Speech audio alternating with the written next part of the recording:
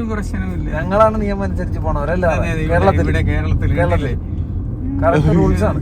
Correct rules ആണ് സാറേ. ഞാൻ 200 രൂപ ഫൈൻ അടിച്ചു. എന്തിനാന്നറിയോ? വണ്ടി ഓടിച്ചതിനല്ല, ഞാൻ ക്രോസ് ചെയ്തതിന്. സ്റ്റീറിംഗിലൂടെ ക്രോസ് ചെയ്തില്ല. പുറത്ത് ഇവിടെ അലൈനില്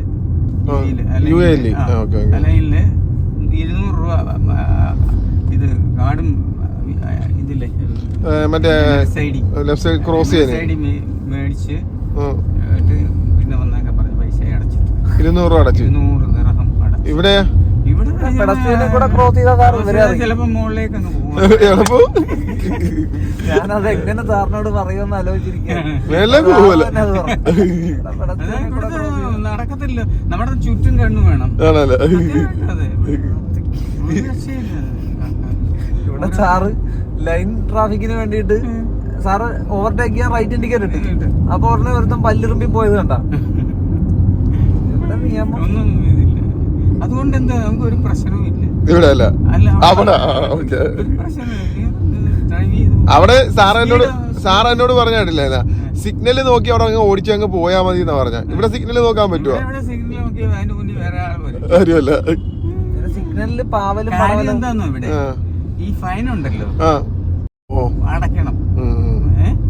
ഗവൺമെന്റിനെ പൈസ ഉണ്ടാവും, ആൾക്കാര് മര്യാദക്കാരും ആവും. ഫൈൻ അത് സഹിക്കാവുന്നതിലപ്പുറമായിരിക്കണം. അത്രേ ഉള്ളു, അല്ലാതെ ഒന്നും ഇല്ല. ഞാൻ നോക്കിയിട്ട് അതേ ഉള്ളു, അല്ലാതെ ഒന്നും നന്നാകത്തില്ല. അല്ല നമ്മളെ റോഡ് എങ്ങനെയുണ്ട് സാറേ ഇവിടുത്തെ?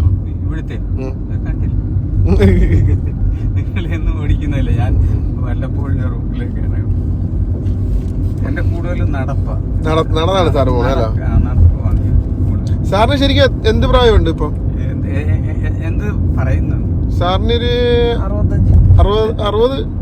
ഞാൻ 72 വയസ്സായി. 72 വയസ്സുണ്ട് സാറിന്. സാറ് ഏത് ഇയറിലാണ് ലൈസൻസ് എടുക്കുന്നത്? ജനിച്ചത് 52-ലാണ്. ലൈസൻസ് എടുക്കുന്നത്? ലൈസൻസ് ഞാൻ യുഎയിൽ ചെന്നിട്ട് അല്ലല്ല 78.